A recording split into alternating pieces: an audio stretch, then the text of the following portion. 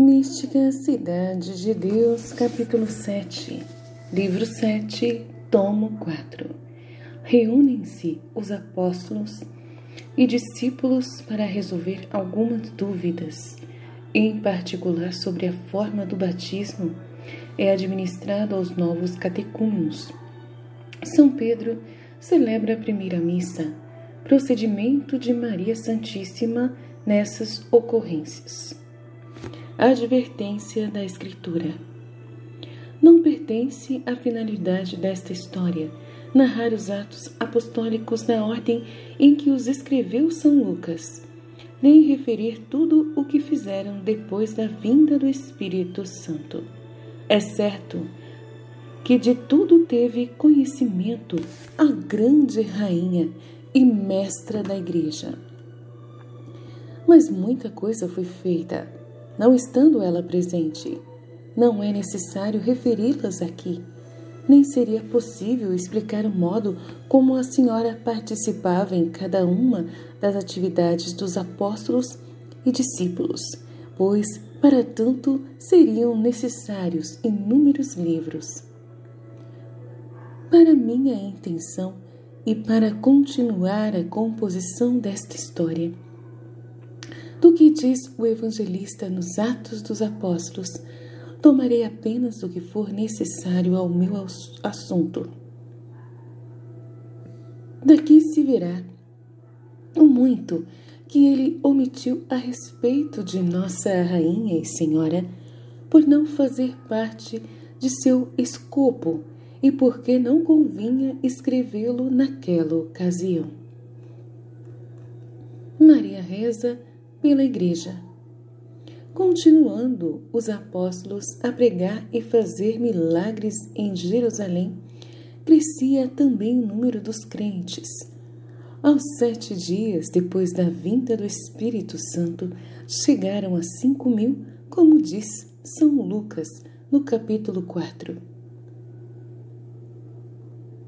Atos, capítulo 4, versículo 4. Iam-nos catequizando para lhes dar o batismo, ocupando-se nisto principalmente os discípulos. Os apóstolos ocupavam-se na pregação e nas controvérsias com os fariseus e saduceus. Neste 7º dia, estando a Rainha dos Anjos retirada em seu oratório e considerando como iam crescendo a pequena grei de seu Filho Santíssimo, multiplicou suas súplicas, apresentando-as ao Senhor. Pediu-lhe desse luz a seus ministros, os apóstolos, para que começassem a organizar o necessário governo para a mais acertada direção dos novos filhos da fé. Prostrada em terra, adorou o Senhor e disse: Altíssimo Deus eterno, este vil bichinho vos louva e enaltece pelo imenso amor que tendes pela raça humana. E porque tão liberalmente mostrais vossa paternal misericórdia, chamando tantos homens à fé e conhecimento de seu Filho Santíssimo, glorificando e estendendo a honra de vosso santo nome pelo mundo.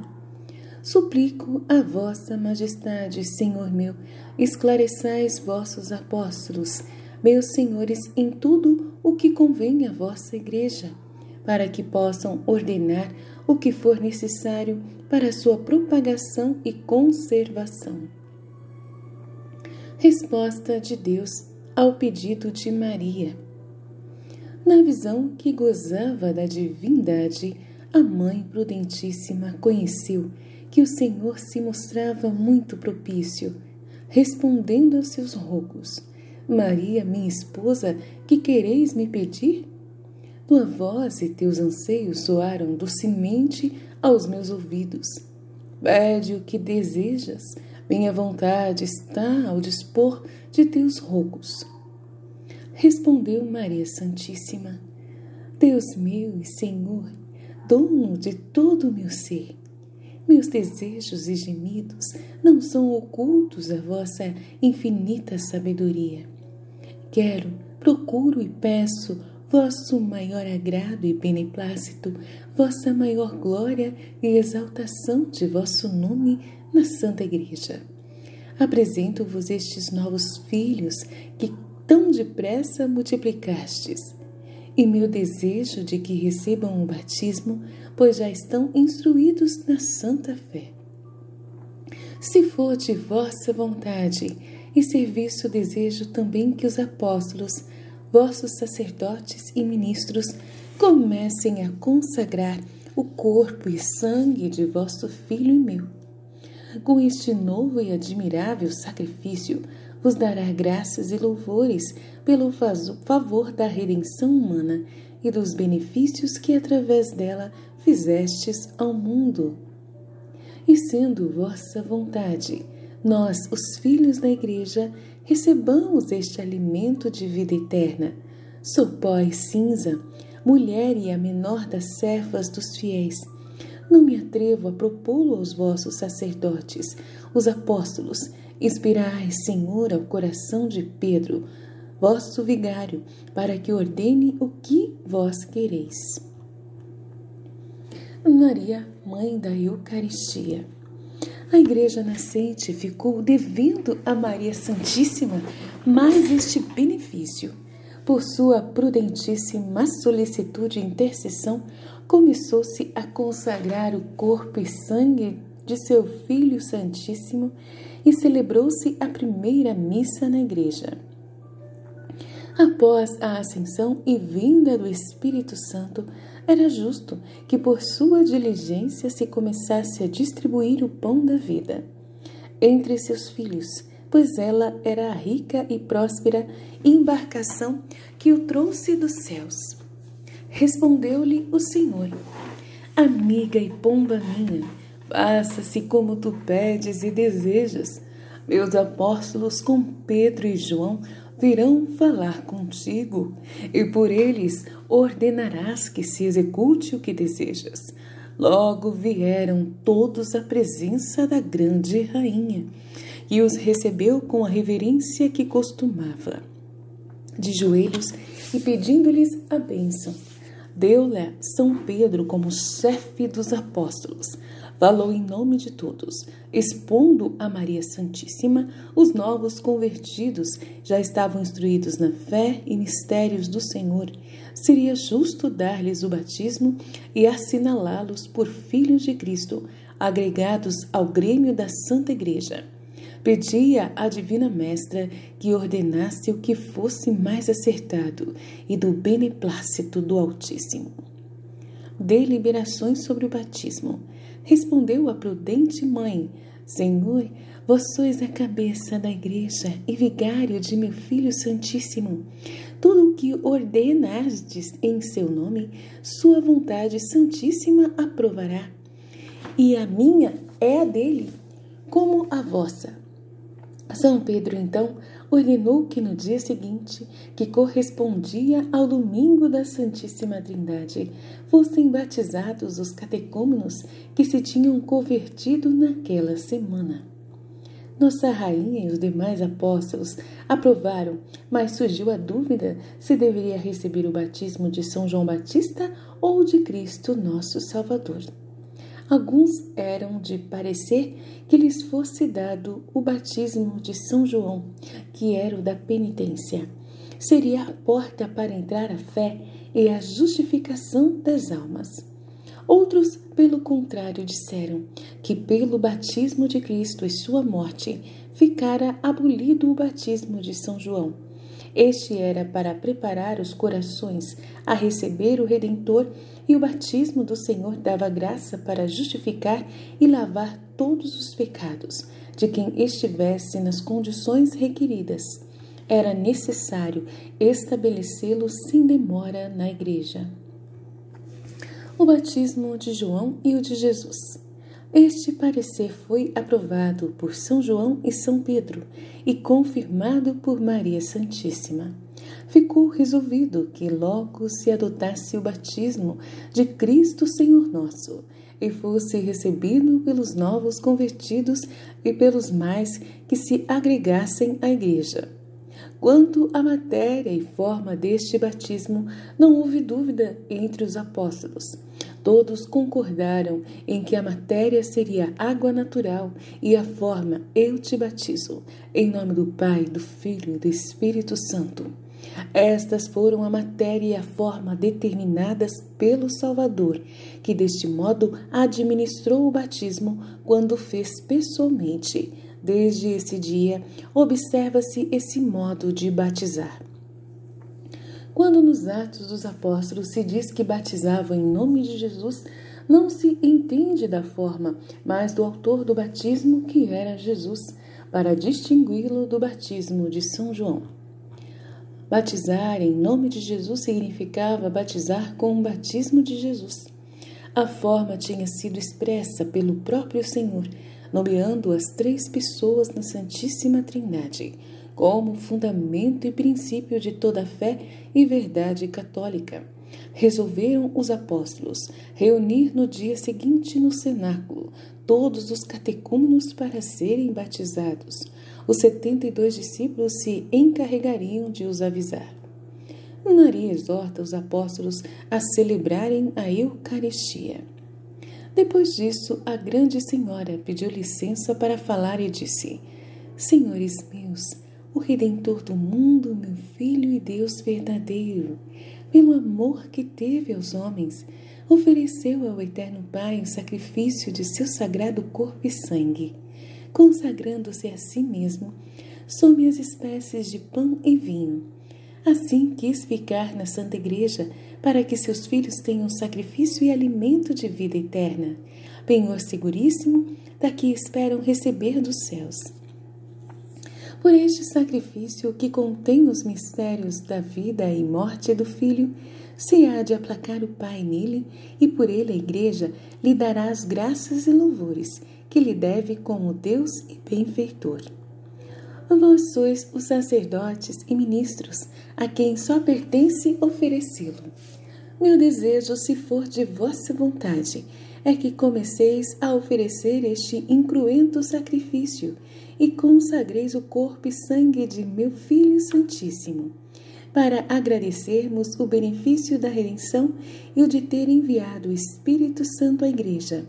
Recebendo-o, comecem os fiéis a gozar deste pão de vida e de seus divinos efeitos. Entre os que forem batizados, poderão ser admitidos à comunhão do Sagrado Corpo, aqueles que parecerem mais capazes e estiverem preparados, pois o batismo é a primeira disposição para o receber. São Pedro, celebrante da primeira missa. Os apóstolos e discípulos concordaram com o desejo de Maria Santíssima e lhe agradeceram a advertência e a instrução. Ficou determinado que no dia seguinte, depois do batismo dos catecúmenos, consagrassem o corpo e sangue de Cristo, sendo São Paulo celebrante, pois era o chefe da Igreja. O santo apóstolo aceitou e, antes de se dissolver a reunião, apresentou outra dúvida a respeito do uso e distribuição que deviam fazer das esmolas e bens que os convertidos lhe ofereciam. Expôs o assunto com as seguintes palavras: Pobreza cristã. Caríssimos irmãos, sabeis que nosso Redentor e Mestre Jesus, com seu exemplo, doutrina e preceitos, nos ensinou e ordenou a verdadeira pobreza, conforme Mateus 8:20 e Lucas 14:33. Deveríamos viver desprendidos e livres de preocupações com dinheiro e propriedade, sem cobiçar e sem ajuntar riquezas nesta vida. Além desta salutar doutrina, temos diante dos olhos o recente e tremendo exemplo da perdição de Judas. Era apóstolo como nós, e por avareza e cobiça do dinheiro, infelizmente, se perdeu, caindo da dignidade do apostolado no abismo da maldade e condenação eterna. Devemos afastar de nós este perigo, e ninguém deverá possuir e lidar com dinheiro para imitar e seguir em completa pobreza nosso guia e mestre. Vejo que todos vós desejais o mesmo, entendendo que para evitarmos este contágio o Senhor nos colocou diante dos olhos seu perigo e castigo, para que de agora em diante fiquemos livres do embaraço que nos acarretam as dádivas e esmolas que os fiéis nos oferecem. É necessário fazer um regulamento para esta matéria. Convém que agora determineis o modo e a ordem que se há de observar no receber e distribuir o dinheiro e dádivas que nos oferecerem. O problema da pobreza. O colégio dos apóstolos e discípulos se viu um tanto embaraçado para resolver a questão e foram sugeridos vários expedientes. Alguns disseram que se nomeasse um administrador que recebesse todo o dinheiro e oferendas e o distribuísse e gastasse, provendo as necessidades de todos. O exemplo de Judas, porém, não deu coragem àquela comunidade de pobres discípulos do mestre da pobreza para seguir este método. Outros sugeririam que se entregasse tudo à pessoa de confiança, mas não do número do colégio apostólico, que ficasse como proprietária dos bens e empregasse a renda nas necessidades dos fiéis. Com esta e outras sugestões ainda continuaram em dúvida. A grande mestra da humildade, Maria Santíssima, ouviu a todos sem dizer palavra, por reverência aos apóstolos, pois se dissesse logo o seu parecer, ninguém mais manifestaria a própria opinião. Ainda que era mestra de todas, sempre se comportava como discípula, ouvinte e aprendiz. São Pedro e São João, vendo a diversidade das sugestões propostas, suplicaram à Divina Mãe que os esclarecesse naquela dúvida, declarando que seria mais agradável ao seu Filho Santíssimo. Exortação de Maria sobre a pobreza. A Senhora obedeceu prontamente e falou a todos os presentes. Senhores e irmãos meus, eu estive na escola de nosso verdadeiro Mestre, meu Filho Santíssimo, desde a hora que nasceu de meu seio até sua morte subida ao céu. No decurso de sua vida jamais ouvi ou soube que ele tocou em dinheiro e nem aceitasse dádiva de muito valor. Quando o recém-nascido recebeu os dons que ao adorá-lo lhe ofereceram os reis do Oriente, conforme Mateus 2:11, foi por causa do mistério que significavam e para não decepcionar as piedosas intenções daqueles reis, que eram as primícias dos gentios. Todavia, sem demora, estando em meus braços, ordenou-me redistribuir aqueles dons entre os pobres e o templo, e assim o fiz. Durante sua vida, muitas vezes me disse que entre os fins para que veio ao mundo em forma humana, um deles foi exaltar a pobreza e ensiná-la aos mortais que a desprezavam. Em sua conversação, doutrina e vida santíssima, sempre me deu a entender que a santidade e perfeição que vinha ensinar fundava-se na pobreza voluntária e desprezo das riquezas. Quanto maior ela fosse na igreja, tanto mais crescia sua santidade em todos os tempos, e assim será verificado nas décadas futuras. Solução da questão dos bens temporais. Cumprindo-nos seguir os passos de nosso verdadeiro Mestre e pôr em prática sua doutrina para imitá-lo e nela fundar sua igreja, é necessário abraçarmos a mais alta pobreza, venerando-a e honrando-a como a mãe legítima das virtudes e santidade. Parece-me que todos devem afastar o coração do amor e cobiça pelas riquezas e pelo dinheiro, e abstenhamo-nos de receber, movimentar e aceitar dádivas de muito valor. Para que ninguém seja atingido pela avareza, podem-se escolher 6 ou 7 pessoas de vida honesta e virtude sólida para receberem as ofertas e esmolas e o mais de que os fiéis querem se despojar, a fim de mais seguro seguir a Cristo, meu Filho e seu Redentor, sem o embaraço de propriedades. Tudo isto tenha nome de esmola e não de renda, capital ou juros, seja empregado para as necessidades comuns e de nossos irmãos pobres, necessitados ou enfermos. Ninguém em nossa igreja considere qualquer coisa mais sua do que dos outros. Se estas esmolas, oferecidas pelo amor de Deus, não bastarem para todos, pedi-la-ão em seu nome os que para isto forem encarregados. Entendamos todos que nossa vida deverá depender da altíssima providência de meu Filho Santíssimo, e não da cobiça, nem do dinheiro, e nem de adquiri-lo e ajuntá-lo com o pretexto de prover ao sustento. Para isto só empregaremos a confiança em Deus e o discreto peditório quando for necessário. Pobreza, alicerce da perfeição cristã. Nenhum dos apóstolos nem dos outros fiéis contestou a determinação da grande rainha. Todos acolheram sua doutrina, reconhecendo que ela era a singular e legítima discípula do Senhor e mestre da Igreja.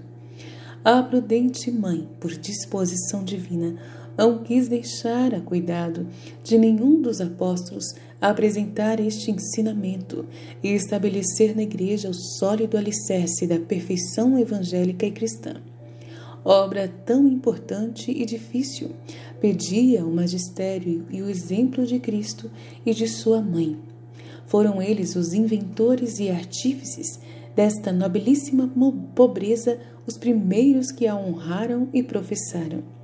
Esta forma de pobreza durou muitos anos, até que, pela fragilidade humana e malícia do inimigo, passou a ser abraçada só pelos eclesiásticos que livremente quisessem. Com a passagem do tempo, também entre estes surgiram dificuldades para manter este estilo de pobreza. Por este motivo, suscitou Deus o Estado religioso, onde em diferentes institutos se renovou e revive a primitiva pobreza, em diferentes graus. Assim se conservará na Igreja até o fim, e os que a seguem gozam dos privilégios desta virtude, na medida em que a praticam, honram e amam. Nenhum estado de vida aprovado pela Santa Igreja será excluído de sua respectiva perfeição, e nenhum tem desculpa de não aspirar a nela crescer. Como, entretanto, na casa de Deus há muitas mansões, também existem ordens e graus, cada qual mantém aquele correspondente ao gênero de seu estado. Mas entendamos todos que o primeiro passo na imitação e seguimento de Cristo é a pobreza voluntária. Quem mais despojado a seguir pode mais rapidamente alargar os passos e se aproximar de Cristo, participando com abundância das outras virtudes e perfeições. Maria prepara a celebração da primeira missa e batismos. Com a determinação de Maria Santíssima, encerrou-se a Assembleia do Colégio Apostólico e foram nomeados 6 homens prudentes para receber e distribuir as esmolas. A Grande Senhora pediu a bênção dos apóstolos. Eles saíram para prosseguir seu ministério e os discípulos foram prevenir os catecúmenos para o batismo no dia seguinte. A rainha, acompanhada pelos anjos e pelas outras Marias, dirigiu-se à sala onde seu Filho Santíssimo celebrara a última ceia, a fim de prepará-la para a celebração do dia seguinte. Com as próprias mãos, limpou-a e varreu-a, pediu ao dono da casa tudo o que tinha usado na ceia da quinta-feira, como fica dito em seu lugar, e o devoto hospedeiro lhe ofereceu tudo com grande veneração. Preparou o pão delgado e o vinho necessário para a consagração, com o mesmo prato e cálice que o Salvador usara. Para o batismo, preveniu água pura e bacia, a fim de ser administrado com facilidade e decoro. Terminados estes arranjos, a piedosa mãe retirou-se e passou aquela noite em fervorosíssima oração, com prostrações, ações de graças e outros exercícios. Ofereceu ao Eterno Pai tudo quanto, em sua altíssima sabedoria, entendeu que devia fazer para se preparar dignamente para a comunhão, e também para os que os demais comungantes a recebessem com agrado de sua divina majestade. O mesmo pediu pelos que iriam ser batizados. Exortação de São Pedro antes da celebração. No dia seguinte, o 8º, depois de Pentecostes, reuniram-se de manhã na casa do cenáculo todos os fiéis e catecúmenos com os apóstolos e discípulos.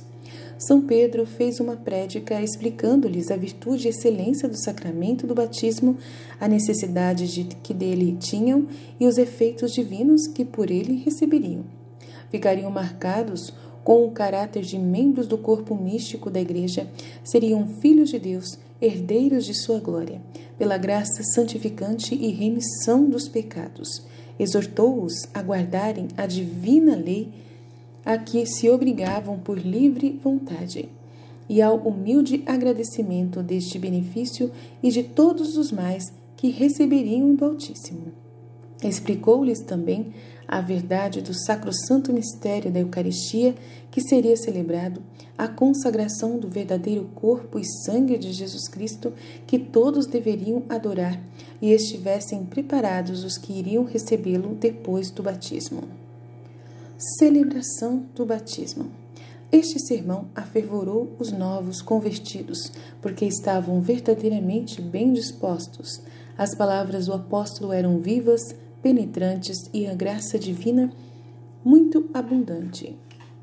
Os apóstolos começaram o batismo com muita ordem e devoção de todos. Os catecúmenos entravam por uma das portas do cenáculo, eram batizados e saíam por outra, sem desordem, guiados pelos discípulos e outros fiéis. De um canto do cenáculo, Maria Santíssima assistia à celebração e por todos fazia oração e cânticos de louvor. Conhecia os efeitos produzidos pelo batismo em cada um e o maior ou menor grau das virtudes que lhes eram infundidas. Via que todos eram renovados, lavados no sangue do Cordeiro e que suas almas recebiam a pureza e alvura divina. Em testemunho desta realidade, à vista de todos os presentes, descia claríssima luz sobre cada um que acabava de se batizar. Com este prodígio, Deus quis autorizar o princípio deste grande sacramento em sua Igreja e consolar aqueles primeiros filhos que por esta porta nela entravam. Nós que tivemos a mesma felicidade, sejamos mais advertidos e menos ingratos pelo que devemos. Celebração da Eucaristia. Mais de 5.000 pessoas foram batizadas neste dia. Terminada a cerimônia, enquanto os novos fiéis davam graças pelo admirável favor, os apóstolos, com todos os discípulos e outros fiéis, permaneceram uns momentos em oração.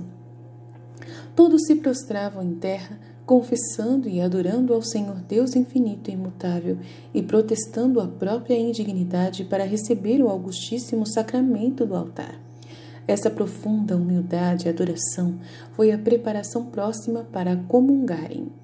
Em seguida, recitaram as mesmas orações e salmos que Cristo, Senhor nosso, havia dito antes de consagrar, imitando em tudo o que naquela ação tinham visto o Divino Mestre fazer.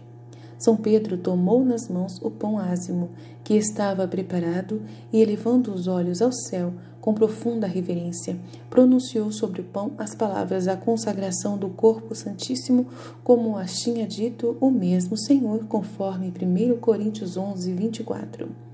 Naquele instante, o cenáculo ficou repleto de esplendor com imensa multidão de anjos. Todos notaram que a luz envolvia com mais intensidade a grande rainha do céu e da terra. São Pedro consagrou o cálice e fez as mesmas cerimônias que nosso Salvador, elevando o sagrado corpo e sangue para que todos o adorassem. Em seguida, recebeu a comunhão e a deu aos 11 apóstolos, conforme a Senhora lhe havia dito. Chegara a vez da Divina Mãe, ela aproximou-se do altar, fazendo 3 profundas prostrações até tocar a face da terra, e acompanhada com inefável reverência pelos espíritos celestes que ali se encontravam, recebeu a comunhão das mãos de São Pedro. A comunhão de Maria e dos fiéis. A Virgem voltou ao seu lugar e não é possível manifestar por palavras os efeitos que a Eucaristia produziu nesta sublime criatura. ficou toda elevada, transformada e absorta no divino incêndio do amor de seu Filho Santíssimo. Ficou transportada e abstraída, mas os santos anjos, por vontade de sua rainha, encobriram parte desses efeitos, para que dele os circunstantes notassem apenas o que lhes convinham ver. Depois de Nossa Rainha, comungaram os discípulos e os outros que já eram fiéis antes de Pentecostes. Dos 5.000 batizados, porém, naquele dia comungaram só 2.000, porque nem todos estavam bastante preparados para receber o Senhor, com o conhecimento e disposição atenta, como pede este grande sacramento e mistério do altar.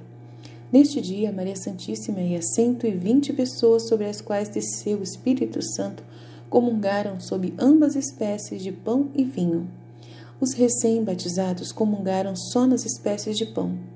Essa diferença não foi por considerarem os novos fiéis menos dignos, mas porque os apóstolos estavam cientes de que em qualquer das espécies recebiam a mesma coisa, Deus sacramentado sem divisão.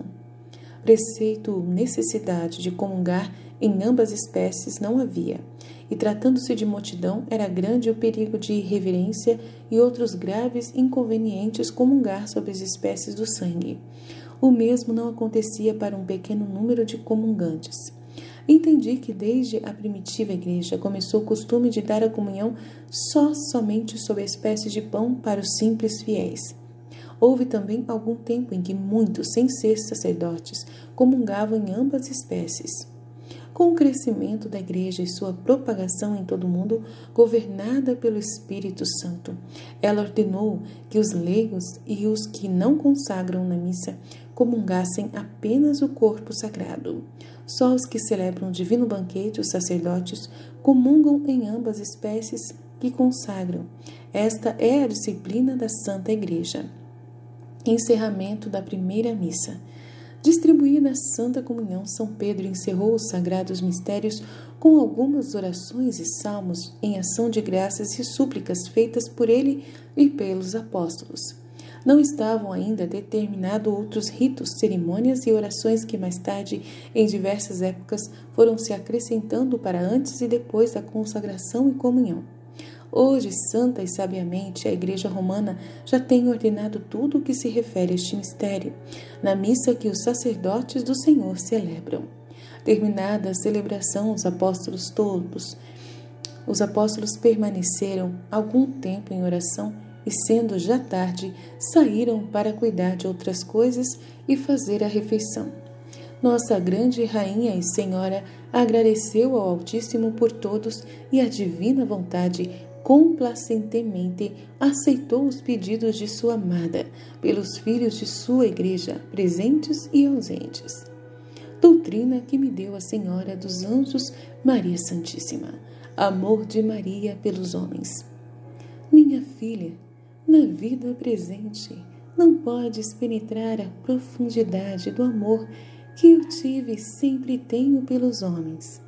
Além do que entendeste, quero que advirtas para a tua maior instrução o seguinte: quando no céu Altíssimo me deu o título de Mãe e Mestra da Santa Igreja, infundiu-me inefável participação de sua infinita caridade e misericórdia pelos filhos de Adão. Foi graça tão imensa que, sendo eu pura criatura, teria perdido muitas vezes a vida natural se milagrosamente o poder divino não ma conservasse. Estes efeitos eu sentia muitas vezes quando via as almas entrarem na igreja ou na glória.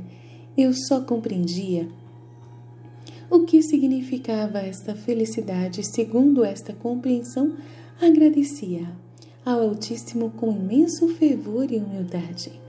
Estes intensos afetos, porém, levavam-me quase a desfalecer quando pedia a conversão dos pecadores ou conhecia que alguns dos fiéis se perdia. Nestas e outras ocasiões, quer pela dor, quer pelo gozo, padeci muito mais que os mártires em todos os seus tormentos, porque para cada alma agia com intensidade sobreexcelente e sobrenatural. Tudo isto me devem os filhos de Adão, pelos quais ofereci a vida tantas vezes, Se agora não me encontro naquele estado para oferecê-la, o amor com que solicito sua salvação eterna não é menor, senão mais elevada e perfeita. Maria e a comunhão. Se o amor de Deus produziu em mim tal caridade para com o próximo, daqui entenderás qual seria o amor que eu sentia pelo mesmo Senhor ao recebê-lo sacramentado. A respeito, revelo-te um segredo do que me aconteceu a primeira vez que o recebi das mãos de São Pedro. Nesta ocasião, o Altíssimo deixou que a violência do meu amor chegasse a abrir realmente meu coração, para ali entrar meu Filho sacramentado e nele permanecer, como Rei em seu legítimo trono e ostensório.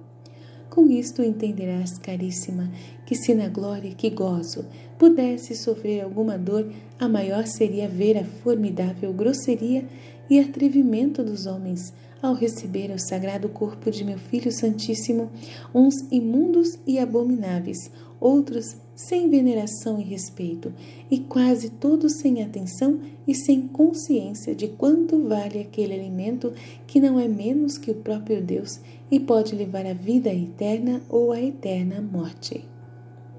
Irreverência e reparação. Teme, ó minha filha, este temerário perigo. Chora-o em tantos filhos da Igreja. Pede ao Senhor o remédio. Com a doutrina que te dou, torna-te digna de conhecer e ponderar profundamente este mistério de amor. Quando chegares a recebê-lo, sacode e varre de teu entendimento toda imagem de coisa terrena. A nenhuma atendas, além do pensamento que vais receber o mesmo Deus infinito e incompreensível. Excede-te no amor, na humildade, na gratidão, pois tudo será menos do que deves e do que pede tão venerável mistério. Para te dispores melhor, será teu modelo e espelho o que eu fazia nestas ocasiões. Quero que me imites principalmente no sentimento interior, como o fazes nas 3 prostrações corporais. Agrada-me também a 4ª que acrescentastes para venerar a porção de meu corpo e sangue na encarnação. Administrei ao meu Filho Santíssimo e com meu leite cresceu e se desenvolveu.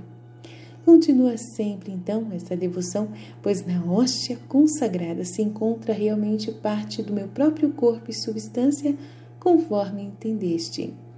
Pelo amor que tens, sentirias grande dor se visses o sagrado corpo e sangue cair e ser pisado por alguém com desprezo e insulto. O mesmo deves sentir com amargura e lágrimas, sabendo como o tratam hoje tantos filhos da Igreja, com tanta irreverência, sem nenhum temor e decoro. Chora, pois, esta infelicidade, porque há poucos que a lamentam, e porque são frustrados os fins pretendidos pelo imenso amor de meu Filho Santíssimo. Para teu maior sentimento, faço-te saber que, como na primitiva Igreja eram muitos os que se salvavam, agora são muitos os que se condenam. Não te mostro que nisso acontece cada dia, porque se tiveres verdadeira caridade ou entenderes, morrerias de dor. Esta desgraça acontece porque os filhos da fé seguem as trevas, amam a vaidade, cobiçam as riquezas e desejam um deleite sensível e enganoso que cega e obscurece o entendimento. Cria densas trevas que impedem a luz para se distinguir o bem do mal e não permite penetrar a verdade e a doutrina evangélica como deve. Fio-te.